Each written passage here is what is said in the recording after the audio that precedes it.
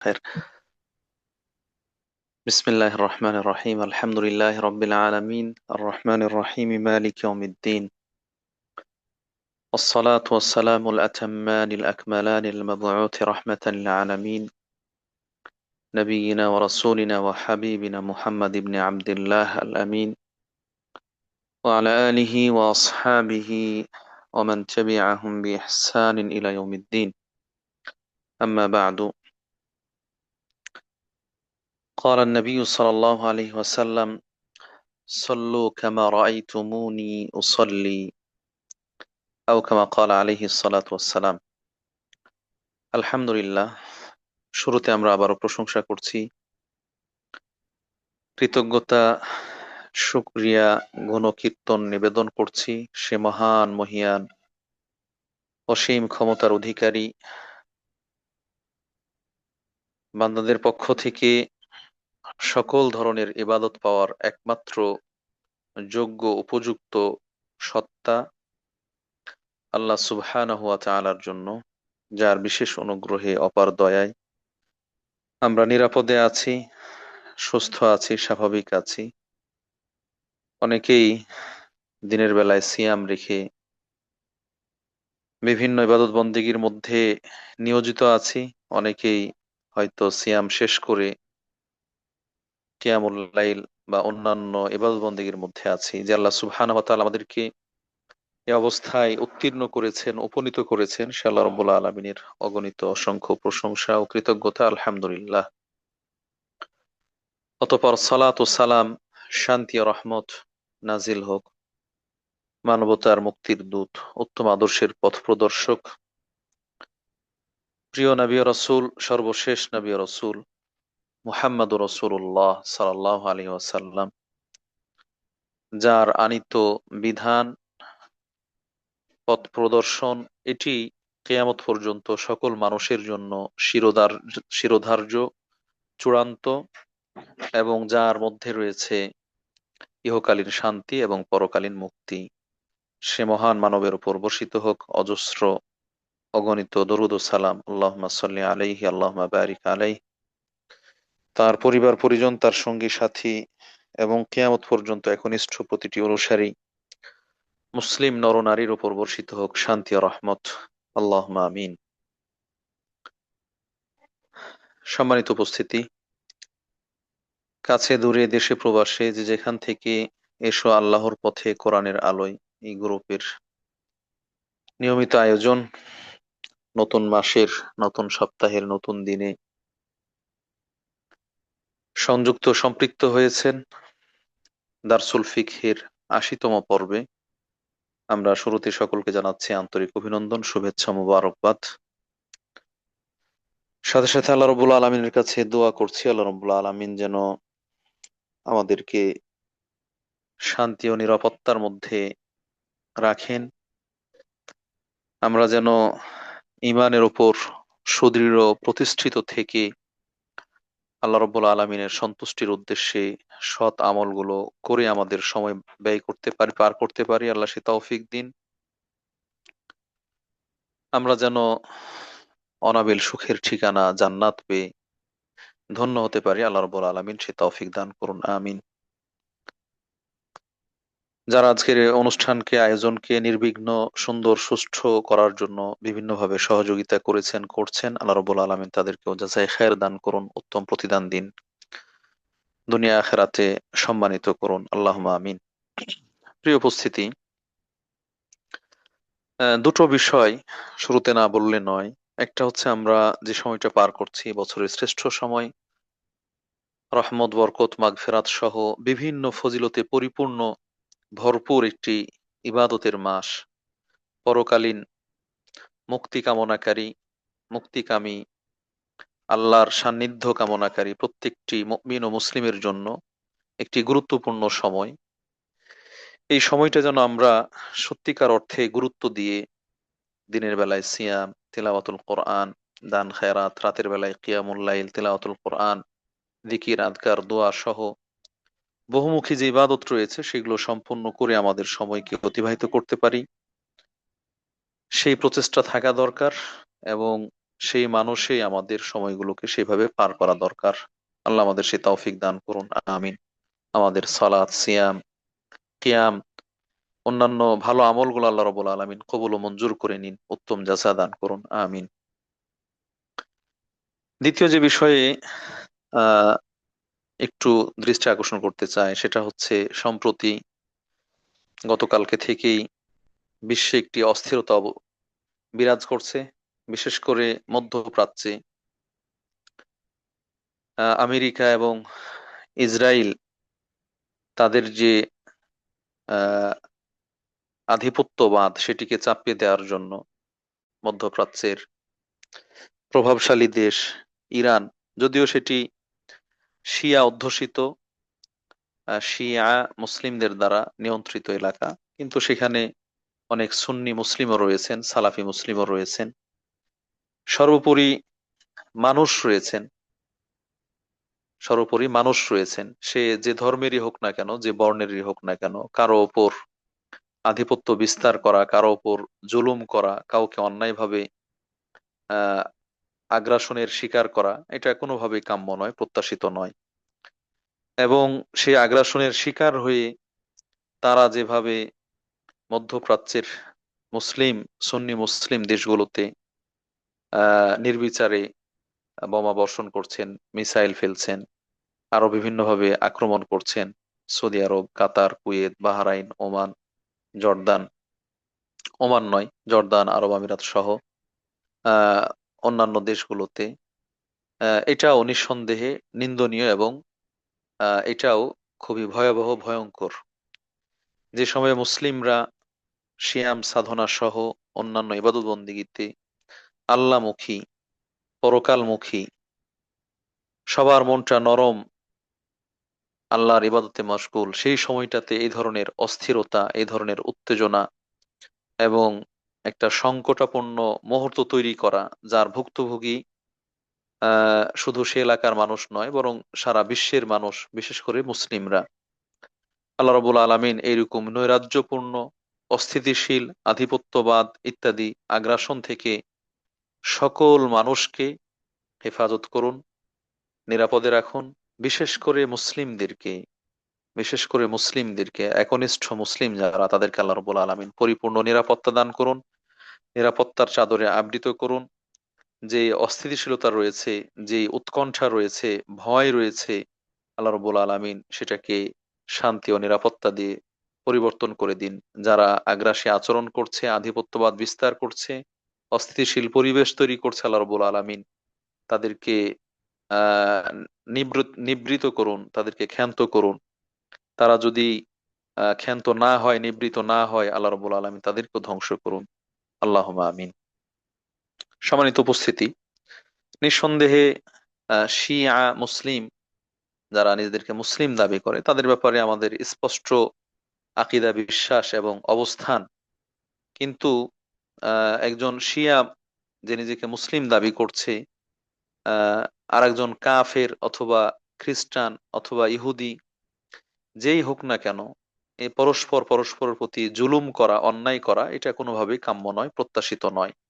এবং তাদের এই জুলুম নির্যাতনের কারণে নিরীহ মানুষ, বেসামরিক মানুষ, সাধারণ মানুষ হত্যা, ঘরবাড়ি এম, বাস্তুহীন হওয়া, এবং এই উদ্বিগ্নতা, উৎকণ্ঠা এবং আতঙ্কের মধ্যে সময় পার করা, এটা সত্যিকার অর্থে কারোর জন্যই কাম্য নয়, এবং এটা প্রত্যাশিত নয়। আল্লাহ রাব্বুল আলামিন হেফাজত করুন, আমিন। শান্তিপূর্ণ সহাবস্থান করার জন্য যে পরিবেশ দরকার, আল্লাহ রাব্বুল আলামিন সেটি দান করুন। বিশেষ করে মুসলিমদেরকে আল্লাহ হেফাজত করুন, মুসলিম মা, বোন, ভাই, শিশু সকলকে আল্লাহ রাব্বুল আলামিন নিরাপদে রাখুন। ইসলামের পবিত্র ভূমি, কোরআন নাজিলের, ওহী নাজিলের স্থান মক্কা মদিনা, আল্লাহ রাব্বুল আলামিন সেগুলোকে পরিপূর্ণভাবে নিরাপদ রাখুন, এবং সেই জায়গায় ইবাদত করার জন্য যে সকল মুসলিমরা বিশ্বের বিভিন্ন প্রান্ত থেকে গমন করেছে এবং অবস্থান করছে, আল্লাহ রাব্বুল আলামিন তাদেরকেও নিরাপদে রাখুন, হেফাজতে রাখুন। তারা যেন আবার নিরাপদে নিজ নিজ গন্তব্যস্থলে ফিরে যেতে পারে, আল্লাহ সে তৌফিক দান করুন, আমিন। প্রিয় উপস্থিতি, আমরা আজকের এই ৮০তম দারসুল ফিকহে যে বিষয়ে আলোচনা উপস্থাপন করব বলে ইচ্ছা পোষণ করেছি এবং ঘোষণা দিয়েছি, সেটি হচ্ছে এক নজরে রাসূলুল্লাহ সাল্লাল্লাহু আলাইহি ওয়াসাল্লামের সালাত আদায়ের পদ্ধতি। আমরা বিগত বেশ কয়েক সপ্তাহ ধরে সালাত বা নামাজ আদায়ের যেই নিয়ম নীতি, গুরুত্ব ইত্যাদি সেগুলো বিভিন্ন পয়েন্টে আলাদা আলাদা করে আলোচনা করে এসেছি। এটাকে এক জায়গায় একটা আলোচনায় যেন 2 রাকাত বা 4 রাকাত সালাত বা নামাজ কিভাবে পড়বো সেটা আহ এক জায়গায় উপস্থাপন করতে পারি, যেটা হয়তো অনেকের জন্যই উপকারী এবং কার্যকরী একটি আলোচনা হিসেবে অথবা সহায়ক সহযোগী আলোচনা বা দার্স হিসেবে বিবেচিত হবে, গণ্য হবে ইনশাআল্লাহ। সম্মানিত উপস্থিতি, আমরা শুরুতে আলোচনা করেছি একজন ব্যক্তি যখন আল্লাহকে খুশি করার জন্য আল্লাহর বিধান পালনার্থে সালাত আদায় করবে, যেটি ফরজ বিধান, সেই সালাত আদায় করার জন্য সালাত শুরুর আগে কিছু অপরিহার্য কাজ রয়েছে, কিছু সালাত চলাকালীন সময় কাজ রয়েছে। সেগুলো মোটা দাগে আমরা বলছি। প্রথমত হচ্ছে পবিত্রতা অর্জন করা, গোসলের প্রয়োজন হলে গোসল করা, অজুর প্রয়োজন হলে অজু করা। এরপরে হচ্ছে আহ শরীর পবিত্র করা এবং তার পোশাক পরিচ্ছদ পবিত্র করা এবং যে স্থানে সালাত পড়বে বা আদায় করবে সেটাও পবিত্র হওয়া, এই সব মিলে পবিত্রতা অর্জন করা। দ্বিতীয়ত হচ্ছে সাতরুল আওরা বা পোশাক পরিধান করা, লজ্জাস্থানকে আবৃত করা, নারীদের জন্য পুরো শরীর, মুখমণ্ডল এবং কবজি বাদ দিয়ে, আর মাহরাম ছাড়া অন্যদের সামনে পুরো শরীরই। আর পুরুষদের জন্য নাভি থেকে হাঁটুর নিচ পর্যন্ত এবং 2 কাঁধ, এই শরীর আবৃত করা। তৃতীয়ত হচ্ছে আহ কিবলামুখী হওয়া, কিবলার দিকে মুখ ফিরিয়ে দাঁড়ানো। এরপরে চতুর্থত হচ্ছে আহ সালাতের সময় হওয়া, সালাতের সময় হওয়া, 5 ওয়াক্ত সালাতের জন্য নির্ধারিত যে সময়, সেই সময় শুরু হওয়া। তারপরে হচ্ছে আহ ব্যক্তি সালাতের নিয়ত করবেন, সালাতের নিয়ত করবেন এবং সেটি দাঁড়িয়ে সালাতের নিয়ত করবেন এবং দাঁড়াবেন। এই নিয়তের ক্ষেত্রে মন থেকে নিয়ত স্থির করবেন এবং সেটি মুখ দিয়ে উচ্চারণ করবেন না। এরপরে তিনি দাঁড়াবেন। দাঁড়ানো এটা রোকনের মধ্যে, এটা শর্ত নয়, বরং এটা রোকনের মধ্যে পড়ছে, যে ব্যক্তি দাঁড়িয়ে সালাত আদায় করা, যে দাঁড়িয়ে সালাত আদায় করতে সক্ষম। আমরা যেহেতু ফরজ 2 রাকাত সালাতের কথা বলছি, এই জন্য দাঁড়ানোটা অপরিহার্য। দাঁড়িয়ে সালাত আদায় করবেন। আর যদি দাঁড়িয়ে আদায় করতে সক্ষম না হন তাহলে বসে অথবা শুয়ে অথবা ইশারা করে অথবা যার যতটুকু সক্ষমতা রয়েছে স্বাভাবিক নিয়ম ঠিক রাখতে সেটা করবেন। তারপরে বাকি কাজগুলো করবেন। তাহলে এই পর্যন্ত আসতে আমরা 2 রাকাত ফরজ সালাত, 2 রাকাত ফরজ সালাত বা নামাজ একাকী আদায় করলে কি নিয়মে আদায় করব সেটা প্রথমে আমরা বলবো। এরপরে হয়তো 4 রাকাত, তারপরে হয়তো জামাতের সাথে এক জায়গায় আলোচনা করবো ইনশাআল্লাহ। তো একজন ব্যক্তি যখন পবিত্র হয়ে সালাতের জন্য উপযুক্ত পোশাক পরিধান করে সালাতের সময় হয়েছে, এরকম সময়ে কেবলামুখী হয়ে দাঁড়িয়েছেন, নিয়ত স্থির করে, নিয়ত স্থির করে তিনি দাঁড়িয়েছেন, তখন তিনি সালাতটা শুরু করবেন আল্লাহ আকবার এই তাকবীর দিয়ে। আল্লাহ আকবার এই তাকবীর দিয়ে। এখানেও বলে রাখা ভালো, দেখো আমি একেবারে পুরো কেবলামুখী হয়ে, আমার হাত, আমার পা, আমার বডি, আমার চেহারা, আমার মুখমণ্ডল সবকিছু কেবলামুখী থাকবে, কেবলার দিকে মুখ ফিরিয়ে।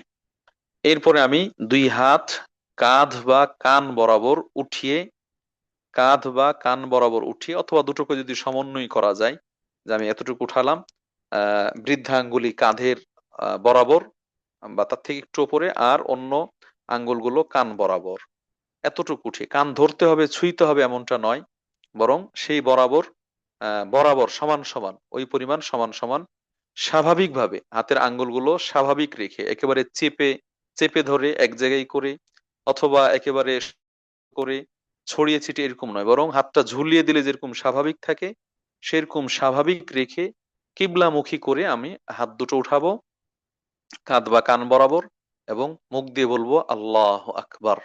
এটা হচ্ছে তাকবীরে তাহরিমা। এই আল্লাহ আকবার বলে আমি সালাত শুরু করব, নামাজ শুরু করব। আলহামদুলিল্লাহ, এইভাবে নামাজ শুরু হয়ে গেল। আমি যখন সালাত বা নামাজ শুরু করলাম, শুরু করার পরে সানা পড়বো, সানা আল্লাহর প্রশংসনীয় যেই কথাগুলো রয়েছে হাদিস দ্বারা প্রমাণিত, সেই হাদিসগুলো সেই দোয়াগুলো বা সানাগুলো পড়বো। একাধিক সানা রয়েছে, অনেক প্রচলিত প্রসিদ্ধ হচ্ছে সুবহানাকা আল্লাহুম্মা বিহামদিকা ওয়া তাবারাকা ইসমুকা ওয়া তাআলা জাদ্দুকা ওয়া লা ইলাহা গায়রুকা। এটা সুনান তিরমিজির হাদিস। আবার সহিহ বুখারী মুসলিমে এসেছে আল্লাহুম্মা বাঈদ বাইনি ওয়া বাইনা খাতায়ায়া কামা বা'আদতা বাইনাল মাশরিকি ওয়াল মাগরিব আল্লাহুম্মা নাক্কিনি মিনাল খাতায়া কামা ইউনাক্কা আথ-থাওবুল আবইয়াদু মিনাদ দানাস আল্লাহুম্মা ইগসিল খাতায়ায়া বিল মাই ওয়াথ থালজি ওয়াল বারাদ। শব্দের একটু কম বেশি এটি রয়েছে। এর বাইরে ইন্নী ওয়াজ্জাহতু ওয়াজহিয়া লিল্লাযী ফাতারাস সামাওয়াতি ওয়াল আরদা হানিফাম মুসলিমা ওয়া মা আনা মিনাল মুশরিকিন। এইভাবে আরো কিছু দোয়া রয়েছে। এগুলোর যে কোনো একটা, এগুলো থেকে যে কোনো একটা, হাদিসে এসেছে যে আল্লাহ রাসূল সাল্লাল্লাহু আলাইহি ওয়াসাল্লাম যখন নফল সালাতে দাঁড়াতেন, নফল সালাতে তখন সুবহানাকা আল্লাহুম্মা বিহামদিকা ওয়া তাবারাকা ইসমুকা এটা বলতেন। আর যখন ফরজ সালাতে দাঁড়াতেন তখন আল্লাহুম্মা বাঈদ বাইনি ওয়া বাইনা খাতায়ায়া কামা বা'আদতা বাইনাল মাশরিকি ওয়াল মাগরিব, এই এই সানাটা বলতেন। এবং এ ব্যাপারে আবু হুরায়রা রাদিয়াল্লাহু তাআলা আনহু থেকে হাদিস বর্ণিত হয়েছে, তিনি বলছেন যে আল্লাহ রাসূল সালাত শুরু করে একটু চুপ থাকতেন। তো চুপ থাকলে তারপরে কেরাত পড়তেন। একদিন আমি আল্লাহ রাসূলকে জিজ্ঞাসা করলাম, আপনার জন্য আমার বাবা মা উৎসর্গ হোক, আপনি সালাত শুরু করে একটু চুপ থাকেন, এই সময় কি পড়েন? তখন আল্লাহ রাসূল সাল্লাল্লাহু আলাইহি ওয়াসাল্লাম বললেন যে তিনি আল্লাহুম্মা বাঈদ বাইনি ওয়া বাইনা খাতায়ায়া এই দোয়াটা পড়লেন। এটা কিন্তু অনেক অর্থবহ চমৎকার দোয়া। আল্লাহুম্মা বাঈদ বাইনি ওয়া বাইনা খাতায়ায়া, এটা অনেক চমৎকার অর্থপূর্ণ দোয়া।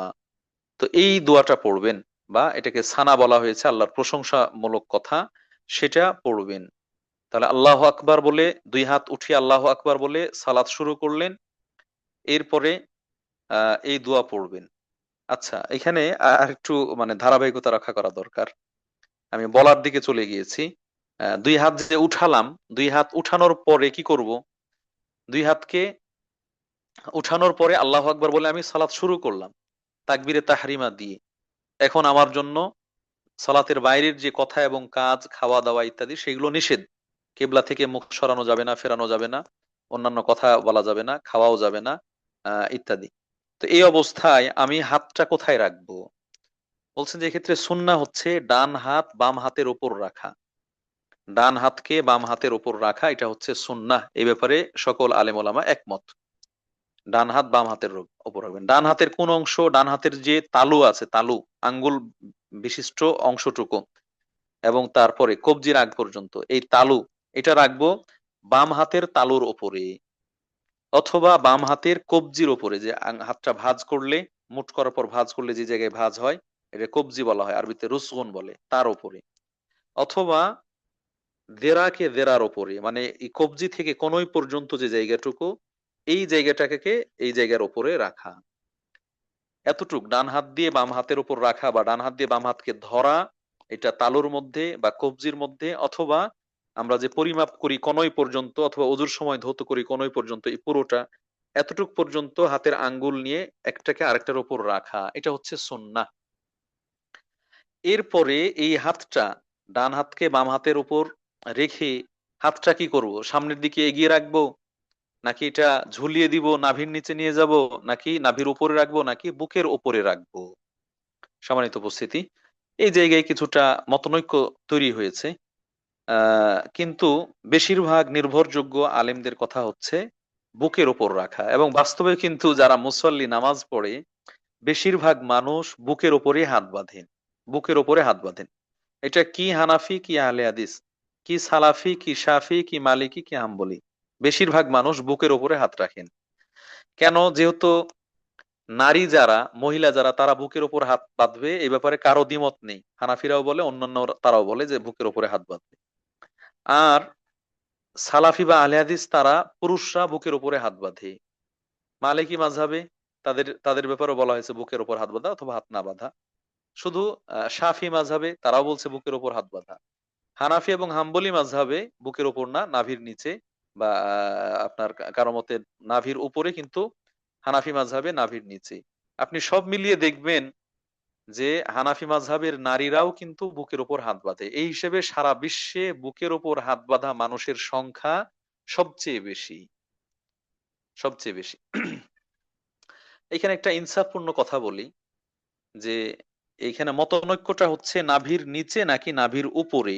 হানাফি মাযহাবে নাভির নিচে বলা হয়েছে, আর শাফি মাযহাবে এবং আহলে হাদিসরা নাভির উপরে বলে, সরি বুকের উপরে বলে, বুকের উপরে। আসলে নাভির নিচে বা বুকের উপরে এই দুই প্রসঙ্গেই, দুই ক্ষেত্রেই যে দলিলগুলো এসেছে, দলিলগুলো সবই ত্রুটিযুক্ত, একেবারে নিষ্কলুষ, পরিচ্ছন্ন, শতভাগ গ্রহণযোগ্য কোনো হাদিস বর্ণিত হয়নি, কোনো হাদিস বর্ণিত হয়নি। ডান হাত দিয়ে বাম হাতকে ধরবে বা হাতের উপর হাত রাখবে, এটা সহিহ হাদিস দ্বারা প্রমাণিত, কিন্তু নাভির নিচে না বুকের ওপরে, এটা সহিহ হাদিস দ্বারা প্রমাণিত নয়। তবে সহিহ হাদিসে যেটা এসেছে, সহিহ বুখারীতে, ডান হাতকে বাম হাতের উপর রাখবে, অর্থাৎ ডান জেরাকে বাম জেরার ওপর, জেরা বলা হয় কবজি থেকে নিয়ে কনুই পর্যন্ত এই স্থানটাকে, এটা যদি এক হাতকে আর এক হাতের উপর রাখে তাহলে এটা কিন্তু নাভির নিচে যায় না। এভাবে রেখে যদি আপনি ছেড়ে দেন তাহলে অবশ্যই এটা পেটের ওপরে, বুকের নিচে হবে, কিন্তু নাভির উপরে অবশ্যই হবে। তো এই জায়গা থেকে ওলামা ইকরাম বলছেন যে যেহেতু নাভির নিচে বা বুকের উপরে দুই জায়গাতে হাত বাঁধার হাদিসগুলো দুর্বল, কিন্তু সহি হাদিসগুলো ইঙ্গিত করছে নাভির উপরে। নাভির উপরে, সেটা নাভির উপরে পেটের উপরে হতে পারে, বুকের উপরে হতে পারে। এই জায়গা থেকে মিনিমাম নাভির উপরে বাঁধা, কমপক্ষে নাভির উপরে বাঁধা, নাভির নিচে নয়। কেউ যদি বুকের উপর বাঁধতে পারে আলহামদুলিল্লাহ, না হলে যেন নাভির উপরে বাঁধে, নাভির নিচে নয়। এই হচ্ছে মোটামুটি লম্বা বিতর্ক এবং অনেক বড় একটা বিতর্কের ছোট্ট করে সমাধান বললাম আমরা, যে নাভির উপরে বাঁধা, এটা যদি কেউ বুকের উপর বাঁধতে পারে আলহামদুলিল্লাহ, না হলে কমপক্ষে নাভির উপরে বাঁধবেন, নাভির নিচে নয়। তাহলে আল্লাহ আকবার বলে সালাত শুরু করলেন, দুই হাত উঠিয়ে, এরপরে ডান হাত বাম হাতের উপর রাখলেন, তারপরে সেই হাতটা নাভির উপরে, হ্যাঁ নাভি থেকে উপরে, নাভির উপরে বলতে বরাবর নাভির উপরে না, নাভি থেকে উপরে পেটের মধ্যে বা বুকের মধ্যে আপনি ছেড়ে দিলেন, রেখে দিলেন এইভাবে। এই হলো হাত বাঁধা। এখন আপনি দাঁড়িয়ে আছেন, আপনার দৃষ্টি শক্তিটা, নজরটা যে জায়গায় সেজদা করবেন, সেজদার জায়গাটাতে, সেখানে স্থির রাখার চেষ্টা করবেন। ডানে বামে তাকানো অথবা সামনের দিকে দেয়ালের দিকে তাকানো, ছাদের দিকে তাকানো সেরকম যেন না হয়। যে জায়গায় সেজদা করবেন সেই সাজদার জায়গায় স্থির রাখা।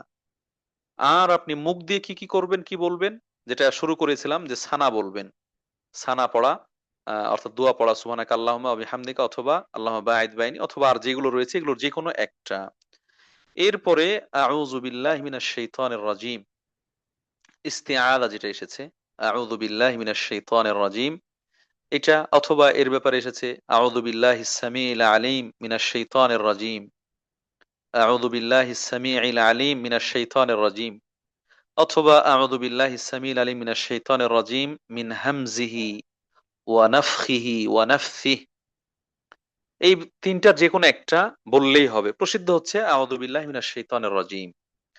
তারপরে আপনি বিসমিল্লাহির রহমানির রহিম পড়বেন, তারপরে বিসমিল্লাহির রহমানির রহিম, এরপরে সূরা ফাতিহা শুরু থেকে শেষ পর্যন্ত। আলহামদুলিল্লাহি রাব্বিল আলামিন, আর রহমানির রহিম, মালিকি ইয়াউমিদ্দিন, ইয়াকা না'বুদু ওয়া ইয়াকা নাস্তাঈন, ইহদিনাস সিরাতাল মুস্তাকিম, সিরাতাল লাযীনা আন'আমতা আলাইহিম গায়রিল মাগদুবি আলাইহিম ওয়ালাদ-দাল্লিন, আমিন। এই যে সূরা ফাতিহা বলবেন, সূরা ফাতিহার শুরুতে আমরা বিসমিল্লাহ বললাম, তার আগে বললাম আউযুবিল্লাহ, তার আগে সানা। সূরা ফাতিহা বলার সময় প্রত্যেকটা আয়াতে থামা, এটা হচ্ছে রাসূলের সুন্নাহ। থেমে থেমে বলা, আলহামদুলিল্লাহি রাব্বিল আলামিন, থেমে তারপরে আর রহমানির রহিম, তারপরে মালিক ইয়াউমিদ্দিন। এই জায়গায় সহিহ বুখারী মুসলিমে হাদিস এসেছে আবু হুরায়রা থেকে, তিনি বলছেন যে আল্লাহ রাসূল সাল্লাল্লাহু আলাইহি ওয়াসাল্লাম বলেছেন, স্বয়ং আল্লাহ তাআলা বলছেন, যখন ব্যক্তি সালাত শুরু করে আলহামদুলিল্লাহ রাব্বিল আলামিন বলে, তখন আল্লাহ তাআলা বলেন যে আমার বান্দা আমার প্রশংসা করলো। আল্লাহু আকবার। এরপরে যখন আর রহমানের রহিম বলে, তখন আল্লাহ আবার বলেন যে আমার বান্দা আমার গুণকীর্তন করলো।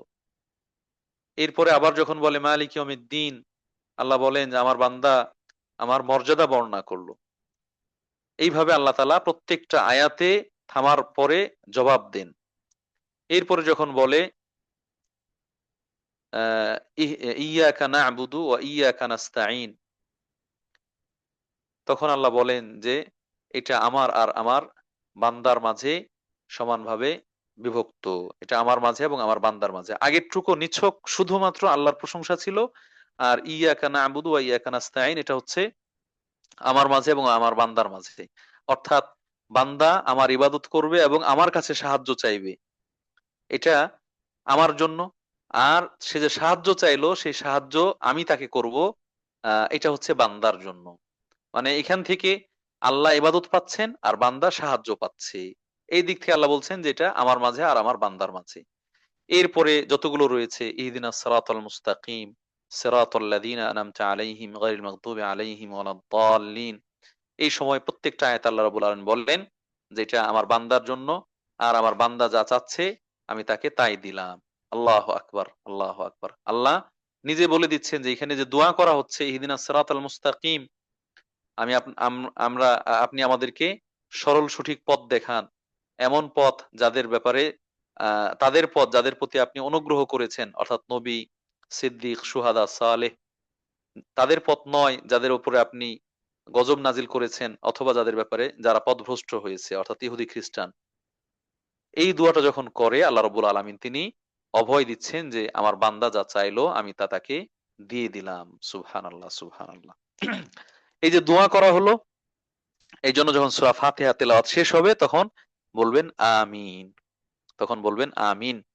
এটা আমিন মানে আল্লাহ আপনি কবুল করুন, আল্লাহ আপনি কবুল কবুল করুন, অথবা কবুল করুন, এই অর্থে এসেছে।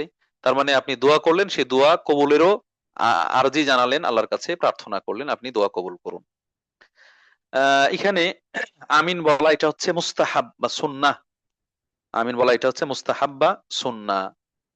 আহ হাদিসের মধ্যে এসেছে যে যে ব্যক্তি ওয়ালাদ-দাল্লিন বলার পরে আমিন বলবে, বিশেষ করে জামাতের মধ্যে এসেছে এটা, তার আমিন যদি আসমানের ফেরেশতাদের আমিনের সাথে মিলে যায় আল্লাহ রাব্বুল আলামিন তার পূর্বের গুনাহগুলো মাফ করে দিবেন, তার পূর্বের গুনাহগুলো মাফ করে দিবেন। সুবহানাল্লাহ। এজন্যই আমিন বলা এটা সুন্নাত বা মুস্তাহাব। তাহলে আবারও আমরা বারবার রিপিট করছি যেন ভুল না হয়, মনে রাখার জন্য। আল্লাহু আকবার তাকবীরে তাহরিমা বলে কিবলামুখী হয়ে দুই হাত কাঁধ বা কান পর্যন্ত উঠিয়ে আমরা সালাত শুরু করলাম। এরপরে ডান হাত বাম হাতের উপর রেখে নাভির উপরে, নাভি থেকে উপরে পেটের উপরে বা বুকের উপরে হাতটা রাখলাম। তারপরে আমরা সানা পড়লাম বা দোয়াউল ইস্তিফতাহ, শুরুতে যে দোয়া পড়তে হয় আল্লাহুম্মা বাঈদ বাইনি বা সুবহানাকা আল্লাহুম্মা, যে কোনো একটা। তারপরে আউযু বিল্লাহ, পুরোটা আউযু বিল্লাহি মিনাশ শাইতানির রাজিম বললাম। তারপরে বিসমিল্লাহির রহমানির রহিম বললাম। এরপরে আমরা সূরা ফাতিহা পড়লাম থেমে থেমে প্রত্যেকটা আয়াতে। তারপরে আমিন বললাম। এতটুক বলার পরে এর সাথে আমরা আরেকটা সূরা মিলাতে পারি, এর সাথে আরেকটা সূরা মিলাতে পারি। আহ ছোট্ট সূরা, অথবা তার অবস্থান অনুযায়ী তার জানা সক্ষমতা অনুযায়ী যে কোনো পূর্ণাঙ্গ সূরা অথবা কয়েকটা আয়াত, পূর্ণাঙ্গ সূরা অথবা কয়েকটা আয়াত, যার যতটুকু জানা রয়েছে। একাধিক সূরাও আমরা যোগ করে পড়তে পারি। কেউ হয়তো ছোট ছোট সূরাগুলো জানেন, সেক্ষেত্রে দুইটা বা তিনটা সূরা একসাথে বিসমিল্লাহির রহমানির রহিম বলে সেই সূরাটা পড়লেন। এরপরে আরেকটা সূরা মিলাতে চাইলে বিসমিল্লাহির রহমানির রহিম বলে সেই সূরাটা মিলালেন। আর যদি আয়াত বলেন তাহলে বিসমিল্লাহ প্রথমবার বললেন, বলতেও পারেন, আর না বললেও সমস্যা নেই। কিন্তু সূরার শুরুতে হলে বিসমিল্লাহ বলাটা মুস্তাহাব।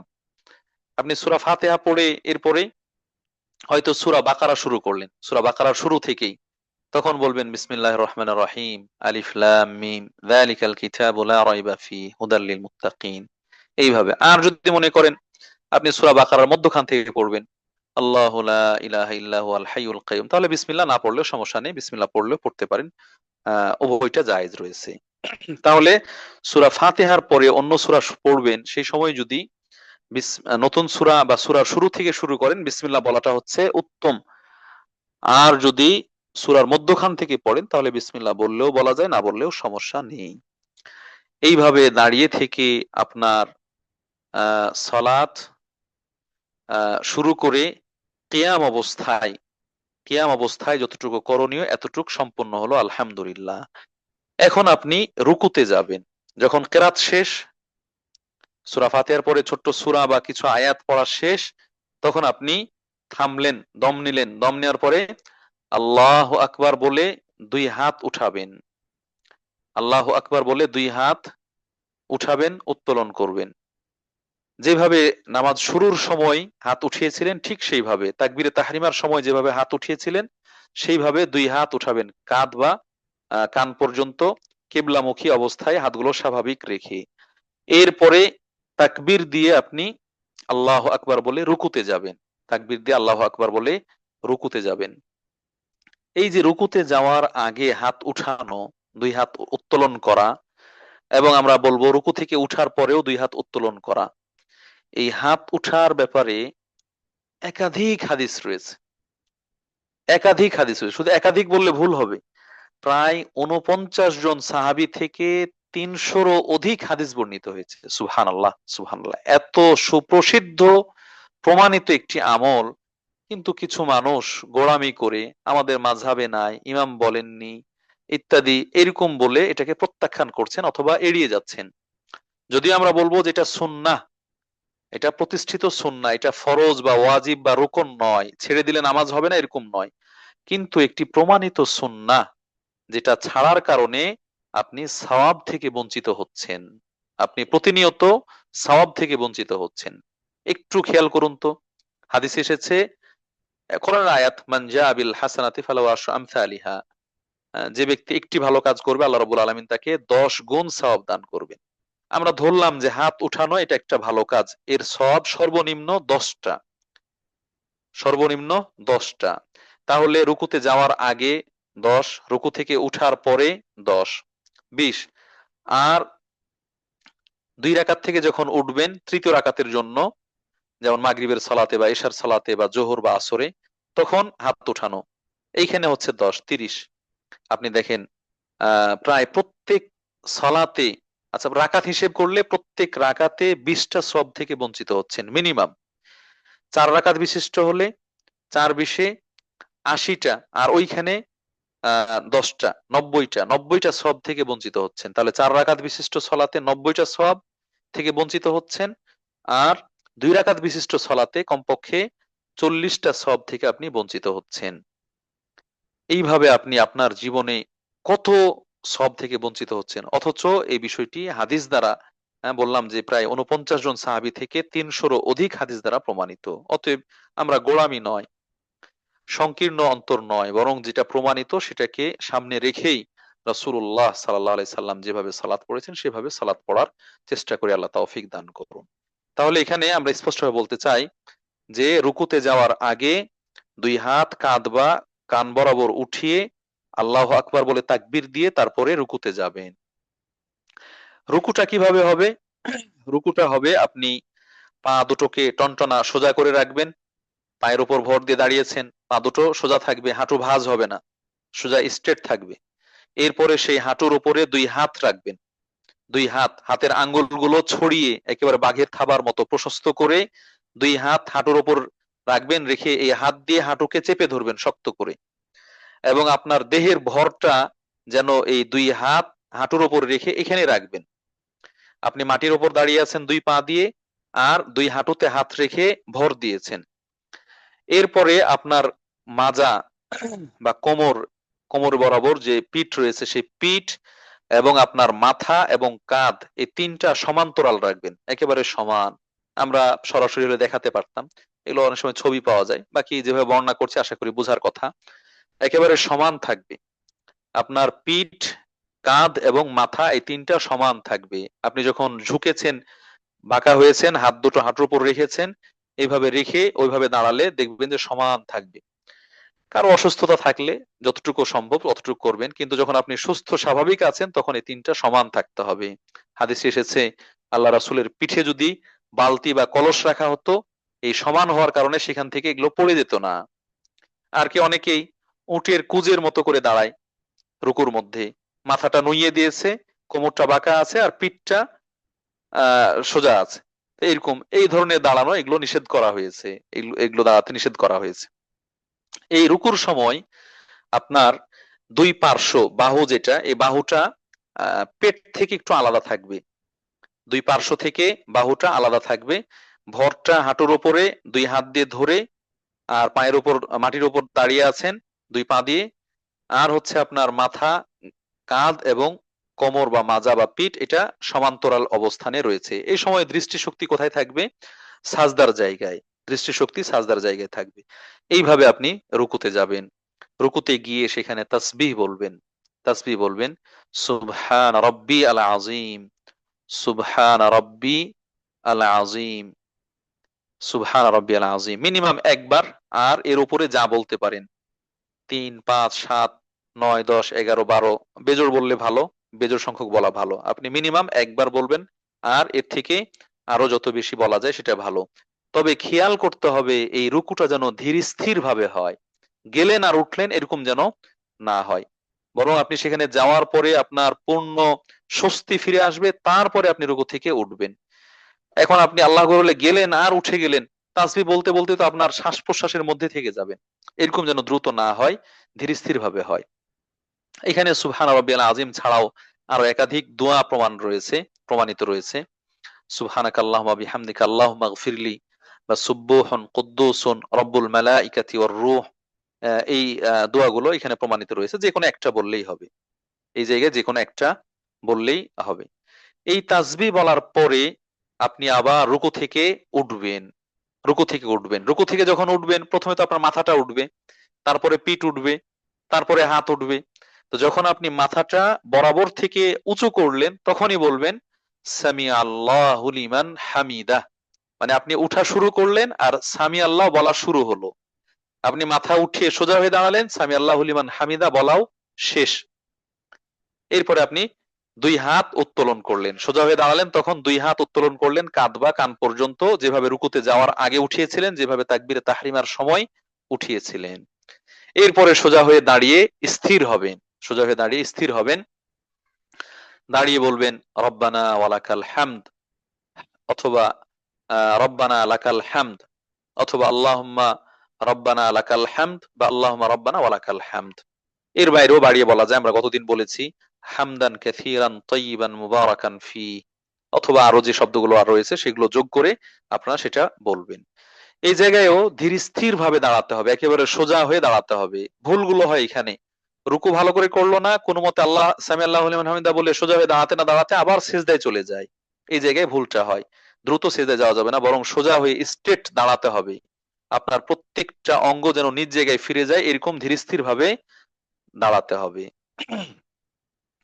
দাঁড়িয়ে যখন আপনার এই দোয়াগুলো বলা শেষ, এরপরে আপনি এখন সাজদায় যাবেন। এখন আপনি সাজদায় যাবেন, সাজদার জন্য ঝুঁকবেন। সাজদায় যখন ঝুঁকবেন, তখন ওই দাঁড়িয়ে থেকে আল্লাহু আকবার বলে চলে গেলেন এরকম নয়। বরং যখন আপনি বাঁকা হচ্ছেন, দাঁড়িয়ে থেকে আপনি যখন বাঁকা হচ্ছেন, একটা দাঁড়ানো মানুষ সরাসরি তো আর মাটিতে আসতে পারে না, তাকে বাঁকা হতে হবে, হাত মাটিতে দিতে হবে অথবা হাঁটু মাটিতে দিতে হবে, তারপরে তিনি মাটির সাথে সংযুক্ত হলেন। তো এই যখন বাঁকা হয়ে কাছাকাছি জায়গায় আসবেন, মাটিতে হাত রেখেছেন, এরকম সময়ে তাকবীর বলবেন, যেন তাকবীরটা আপনার সাজদা শুরু হওয়ার আগ পর্যন্ত আর ওই বাঁকা হওয়ার থেকে এই মাঝামাঝি জায়গাটাতে হয়, সে ব্যাপারে আপনি খেয়াল করবেন। তাহলে আল্লাহু আকবার বলে আপনি সাজদায় যাবেন। এই জায়গায় হাত উঠাতে হবে এমনটা না, এই জায়গায় হাত উঠানোর কথা নেই। রুকুতে যাওয়ার আগে আর রুকু থেকে উঠার পরে ওই জায়গায় হাত উঠানোর কথা বলা হয়েছে, কিন্তু সাজদায় যাওয়ার আগে হাত উঠানোর কথা সহিহ হাদিস দ্বারা প্রমাণিত নয়। আল্লাহু আকবার বলে আপনি মাটিতে দুই হাত রাখবেন নাকি দুই হাঁটু রাখবেন, এই জায়গায় একটা মতনৈক্য রয়েছে। আমরা বলবো দুটোই হাদিস দ্বারা প্রমাণিত। দুই হাত রাখলেও হয় অথবা দুই হাঁটু রাখলেও হয়। দাঁড়ানো থেকে আপনি যখন মাটিতে বসবেন, তখন আগে দুই হাঁটু রাখলেন তারপরে দুই হাত, অথবা আগে দুই হাত রাখলেন তারপরে হাঁটু। এরপরে আপনি আপনার মুখমণ্ডল মাটিতে ঠেকাবেন। মুখমণ্ডল মাটিতে ঠেকাবেন। এখানে ৭টা অঙ্গ দিয়ে সাজদা করার ব্যাপারে বলা হয়েছে, যেটা আমরা সেদিন বলেছিলাম। দুই পায়ের অগ্রভাগ আঙ্গুল, দুই হাঁটু, আর দুই হাত, এ হচ্ছে ৬টা। দুই হাত, দুই পা, দুই হাঁটু, ৬টা অঙ্গ। আরেকটা হচ্ছে মুখমণ্ডল। মুখমণ্ডলের তো গাল, থুতনি স্পর্শ করা যাবে না, সেই হিসেবে কপাল এবং নাক, কপাল এবং নাক, এই ৭টা অঙ্গ মাটিতে রেখে সাজদা করবেন। এখানে লক্ষণীয় বিষয় হচ্ছে আপনি সাজদাটা একটু লম্বা করে করবেন, মানে আপনার অবস্থানটা একটু লম্বা, সামনের দিকে বেশি যাবে, লম্বা হবে। হাত দুটো রাখবেন কাঁধ বা কান বরাবর, হাত দুটো রাখবেন কাঁধ বা কান বরাবর। এবং আপনার হাত দুটো অনেক ফাঁকা করে রাখবেন এরকম না, অনেক চিপে রাখবেন বা দুই হাতের উপরে করবেন এমনটা নয়, বরং দুই হাত আপনার চেহারা বরাবর ফাঁকা রেখে আপনি মাটির মধ্যে বা জায়নামাজে কি করবেন, আপনার নাক কপাল ঠেকিয়ে সেজদা করবেন। এই জায়গায় হাতের তালুটা মাটির উপরে হবে, হাতের তালুটা মাটির উপরে হবে, কিন্তু তালু থেকে কবজির পর থেকে নিয়ে কোনোই এটা মাটি থেকে উপরে উঠে থাকবে। আর এটা দুই পাশ থেকে আলাদা থাকবে, দুই পাশ থেকে আলাদা থাকবে। এখানে অনেক ভুল করেন অনেকেই, এবং আমাদের দেশে অনেক প্রচলিত রয়েছে, অনেকেই বলেন এটা যে আটসাট হয়ে সাজদা করা, আঁটো হয়ে সাজদা করা, মানে হাতকে মাটির সাথে বিছিয়ে দেওয়া আর দুই হাতকে দুই পাশে, হ্যাঁ, পেটের সাথে চেপে ধরা, এইভাবে যেন আপনি ছোট্ট একেবারে বোঝা না যায়, এইভাবে বলা হয়। তো এটা ঠিক নয়, এটা ঠিক নয়। আল্লাহ রসুল সাল্লাল্লাহু আলাইহি ওয়াসাল্লাম সাজদা করেছেন, দুই হাত মাটিতে রেখেছেন, এইখানে দুই হাতের মধ্যখানে মুখ, চেহারা যেটা নাক এবং কপাল রেখেছেন, আর কনুইটা মাটি থেকে উপরে উঠা ছিল। এবং পিছন থেকে রাসূলের বগল দেখা যেত, পিছন থেকে রাসূলের বগল দেখা যেত, দুই পাশ আলাদা থাকতো। এবং এইখানে পেটের নিচে এরকম ফাঁকা থাকতো যে তার নিচ দিয়ে ছাগল এর বাচ্চা পার হতে পারবে, ছাগলের বাচ্চা অতিবাহিত হতে পারবে, অতিক্রম করতে পারবে, এরকম জায়গা ফাঁকা রাখতো। তার মানে হাঁটুর সাথে পেটটাকে লাগিয়ে রাখতেন এমনটাও নয়, সাজদাটা একটু লম্বা হতো। এইভাবে করার পরে তিনি এখানে কি বলবেন, এখানে তাসবিহ পড়বেন, সুবহান রব্বি আল আলা, সুবহান রব্বি আল আলা, সুবহান রব্বি আল আলা। এটা ওই আগের মতোই মিনিমাম একবার যেন হয়, এর বাইরে ৩, ৫, ৭, ৯, ১১ যত সংখ্যক হয় হতে পারে, সমস্যা নেই। আপনি যত লম্বা করবেন তত ভালো। এর বাইরেও অনেকগুলো তাসবিহ বা দোয়া রয়েছে, যেমনটা রুকুর মধ্যে বললাম সুব্বুহুন কুদ্দুসুন রব্বুল মালাইকাতি ওয়ার রূহ, এটাও বলা যায়। সুবহানাকা আল্লাহুম্মা বিহামদিকা আল্লাহুম্মা গফিরলি, এটাও বলা যায়। সাজদালাকা ওয়াজহি, ওয়া এভাবে আরো দোয়া রয়েছে। আল্লাহুম্মা গফিরলি মা কাদ্দামতু ওয়া মা আখারতু ওয়া মা আলানতু ওয়া মা আসরারতু, এভাবে আরো দোয়া রয়েছে, অনেকগুলো দোয়া রয়েছে, এগুলোর যেকোনো দোয়া বলা যায়। এর বাইরেও কোরআন হাদিসে বর্ণিত অন্য দোয়াও আপনি বলতে পারেন এখানে সাজদার মধ্যে, যেহেতু সাজদা অবস্থায় দোয়া বেশি কবুল হয়। এবং আল্লাহ রাসূল সাল্লাল্লাহু আলাইহি ওয়াসাল্লাম বেশি পরিশ্রম করতে বলেছেন, মানে বেশি বেশি দোয়া করতে বলেছেন। যে দোয়াগুলো কোরআনের আয়াত বা হাদিস দিয়ে প্রমাণিত, আপনি দোয়া হিসেবে বলছেন, হ্যাঁ, কোরআনের আয়াত ও দোয়া হিসেবে বলা যায়, সেগুলো আপনি ফরজ নামাজে বলতে পারবেন, সমস্যা নাই ইনশাআল্লাহ। নফলে তো বলতে পারবেনই, ফরজও বলতে পারবেন। তাহলে এটা হলো কোরআন হাদিসের দোয়াগুলো। আপনি এইভাবে দোয়া বলে আবার আল্লাহু আকবার বলে বসবেন, সেজদা থেকে উঠে আল্লাহু আকবার বলে উঠবেন সোজা হয়ে, তারপরে বসবেন। আল্লাহু আকবার বলে বসবেন কিভাবে? হাঁটু তো বিছানো আছে, বিছিয়ে থাকবে, ডান পাটা খাড়া করা থাকবে, ডান পাটা আঙ্গুলের মাথাগুলো খাড়া থাকবে। আচ্ছা, সেজদার মধ্যে আরেকটু বলে রাখি, যখন সেজদা করবেন তখন পায়ের আঙ্গুলগুলো কিভাবে থাকবে? দুই পা এক জায়গায় করে পায়ের আঙ্গুলের ওপর ভর দিয়ে আপনি পাটা দাঁড় করিয়ে রাখবেন, যেন পায়ের আঙ্গুলটা অগ্রভাগটা কিবলামুখী হওয়ার সুযোগ হয়, বা আঙ্গুলটা সেজদা করছে সেটাও হয়, আপনিও সেজদা করছেন, আপনার পায়ের আঙ্গুলটাও সেজদা করছে।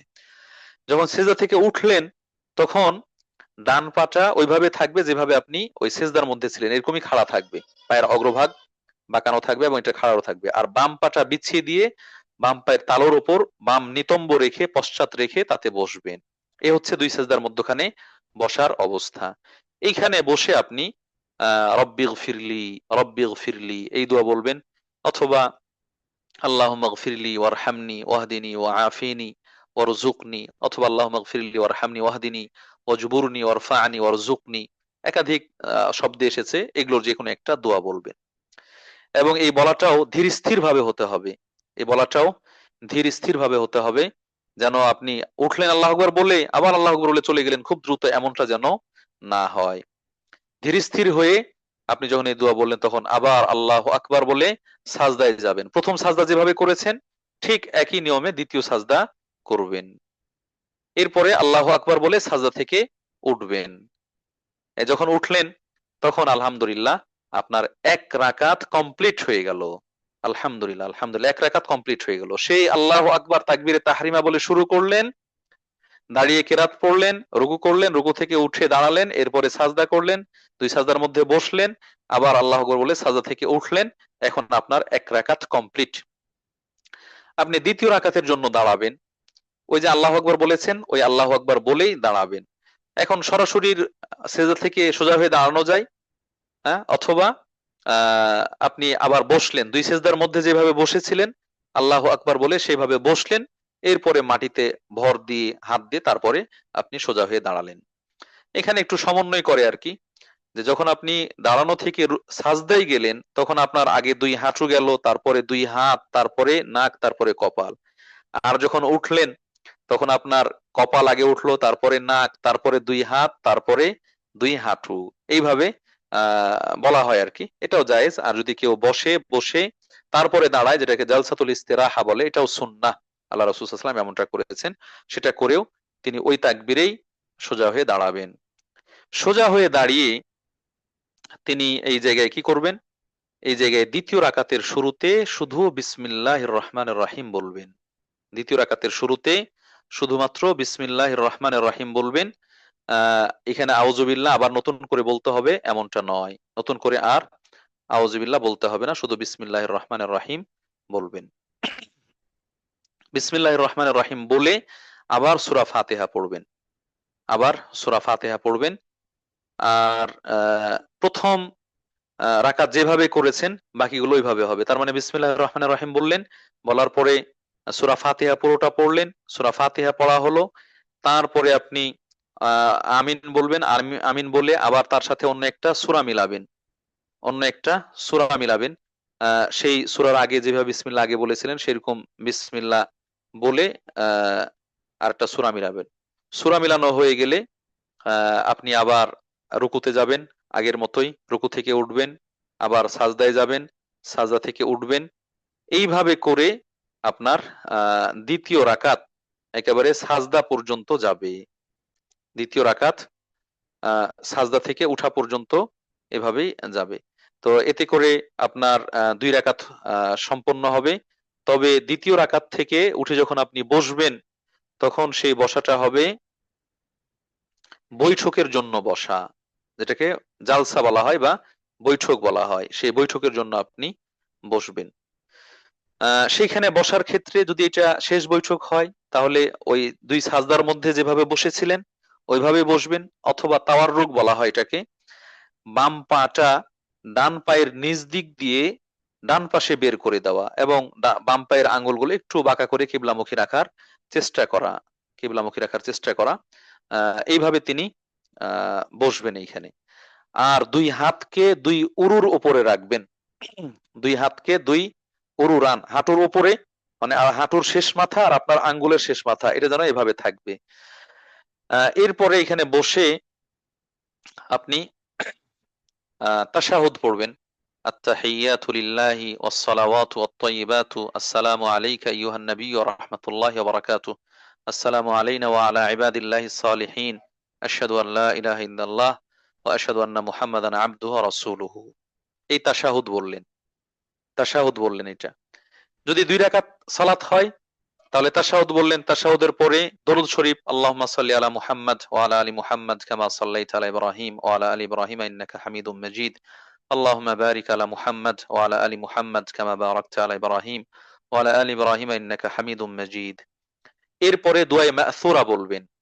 দুআয়ে মাসুরা বলতে অধিকাংশ মানুষ মনে করে এই দোয়া আল্লাহুম্মা ইন্নী যালামতু নাফসি যুলমান কাসীরা।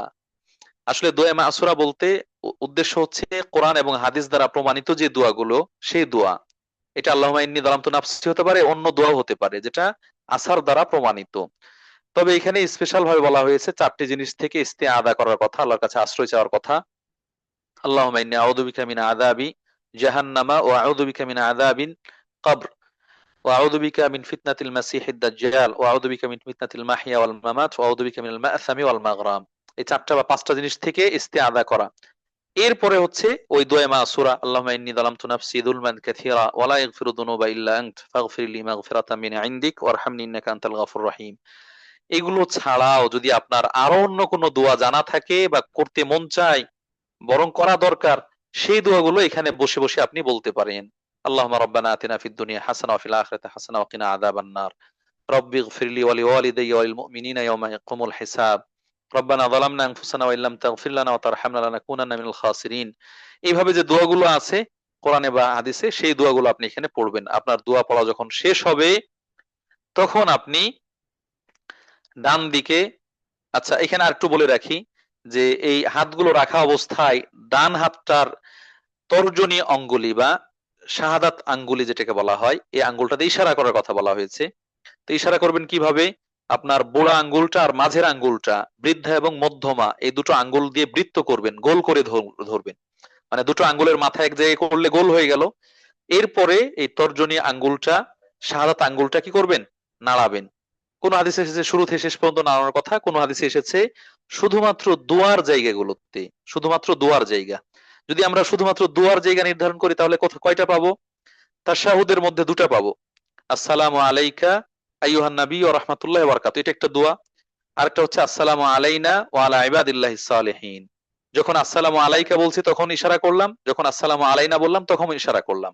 এ দুটো হলো। দরুদ শরীফের মধ্যে দুটা পাবো, আল্লাহুম্মা সাল্লি আলা মুহাম্মাদ, এই জায়গায় আল্লাহুম্মা সাল্লি, এই জায়গায় আমরা কি হাত উঠাবো। আরটা হলো আল্লাহুম্মা বারিক আলা মুহাম্মাদ, এই জায়গায় ওই আঙ্গুল দিয়ে ইশারা করব। আর এরপরে যে দোয়াগুলো আছে, যেটা যেটা দোয়া, সেই জায়গায় সালাম ফেরানোর আগ পর্যন্ত যতক্ষণ দোয়া করবো ততক্ষণ ওই আঙ্গুল দিয়ে ইশারা করতে থাকবো। এই সময় কোন হাদিসে এসেছে ওই যে আঙ্গুল নাড়াচ্ছেন সেদিকে তাকিয়ে থাকবেন, আর কোন হাদিসে এসেছে সাজদার দিকেই তাকিয়ে থাকবেন। যে কোনো একটা করলে হয়। এভাবে থেকে আপনি তাশাহুদ শেষ করে সালাম ফিরাবেন ডান দিকে আসসালামু আলাইকুম ওয়া রাহমাতুল্লাহ, বাম দিকে আসসালামু আলাইকুম ওয়া রাহমাতুল্লাহ। কতটুকু? খালি ডান আর বাম মাথাটা একটু নড়ালেন এরকম নয়, বরং গালটা ঘুরিয়ে ডান পাশের শেষ মাথা পর্যন্ত, বাম পাশের শেষ মাথা পর্যন্ত। এই জায়গায় যদি আপনি আপনার কাঁধের দিকে খেয়াল করেন, কাঁধটা, ডান কাঁধটা দেখছেন, বাম কাঁধটা দেখছেন, তাহলে দেখা যাবে যে ডান দিক এবং বাম দিক পুরোপুরি সংগঠিত হবে। আলহামদুলিল্লাহ, এইভাবেই ২ রাকাত সালাত সম্পন্ন হয়ে যাবে। প্রিয় উপস্থিতি, আমরা যদি ২ এর অধিক সালাত পড়তে চাই এক সালামেই, তাহলে ওই তাশাহুদ পড়ে আর বসে না থেকে আল্লাহু আকবার বলে মাটিতে ভর দিয়ে দাঁড়িয়ে যাব। দাঁড়িয়ে গিয়ে আবার বিসমিল্লাহ বলে শুধু সূরা ফাতিহা পড়বো। বিসমিল্লাহির রহমানির রহিম বলে সূরা ফাতিহা, ওয়ালাদ-দাল্লিন আমিন বলে আল্লাহু আকবার বলে আবার রুকুতে যাব, আবার বাকি কাজ সম্পন্ন করব। তৃতীয় রাকাতে এভাবে করব, চতুর্থ রাকাতে এভাবে করব। শেষ বৈঠকে এসে আমরা এই যে ২ রাকাতের পরে যে বৈঠকগুলোতে যা বললাম এই দোয়াগুলোই করব। এইভাবে আমার ২ রাকাত, ৩ রাকাত বা ৪ রাকাত সালাত সম্পন্ন হবে। প্রিয় উপস্থিতি, আমি শুরুতেই বলেছিলাম যে ৫:৩০টার দিকে প্রস্থান করব। আলহামদুলিল্লাহ এই সময়ের মধ্যে আমরা এক জায়গায় একটা আলোচনার মধ্যে ২ রাকাত বা ৩ রাকাত বা ৪ রাকাত সালাত কিভাবে পড়বো সেটা একেবারে খুব বিস্তারিত না হলেও খুব সংক্ষেপে আমরা তুলে ধরার চেষ্টা করেছি। আশা করি বুঝেছেন। এর বাইরে সংশ্লিষ্ট আরো যে আলোচনাগুলো রয়েছে, জামাতে পড়লে কিভাবে দাঁড়াবো, আর একাকী পড়লে কিভাবে দাঁড়াবো, তারপরে ভুল হয়ে গেলে কিভাবে করব, সেগুলো আমরা সামনের আলোচনায় উপস্থাপন করার চেষ্টা করব ইনশাআল্লাহ। আল্লাহ তৌফিক দান করুন। আমিন। আল্লাহ রাব্বুল আলামিন আমাদেরকে বিশুদ্ধ পদ্ধতিতে কোরআন এবং সহিহ হাদিসের আলোকে যে সালাত, সেই সালাত পড়ার তৌফিক দান করুন। সেই নিয়মে সালাত পড়ার তৌফিক দান করুন। রাসূল সাল্লাল্লাহু আলাইহি ওয়াসাল্লাম যেভাবে সালাত পড়েছেন সেভাবে পড়ার তৌফিক দান করুন। আমিন। বলে আমি আমার আলোচনা এখানে শেষ করছি। অন্যান্য দিনের মতো দোয়া করছি আল্লাহ রাব্বুল আলামিন আমাদের আহ ভালো আমলগুলো কবুল ও মঞ্জুর করে নিন। আমাদের সালাত, সিয়াম, হজ, যাকাত, দান খেরাত সকল প্রকার ভালো আমলগুলো কবুল ও মঞ্জুর করে নিন। আমাদেরকে বেশি বেশি ভালো আমল করার তৌফিক দান করুন। আল্লাহ রাব্বুল আলামিন আমাদের ভুল ত্রুটিগুলো মাফ করে দিন। আমাদের বাবা মা, ভাই বোন, আত্মীয় স্বজন সহ অনেকে মারা গিয়েছেন, মুসলিম মৃতদের ভুল ত্রুটিগুলো আল্লাহ মাফ করে দিন। তাদের কবরের আযাব মাফ করে দিন, কবরকে জান্নাতের সাথে সম্পৃক্ত করে দিন। অনেকে অসুস্থ রয়েছেন, দোয়া চেয়েছেন, চাননি।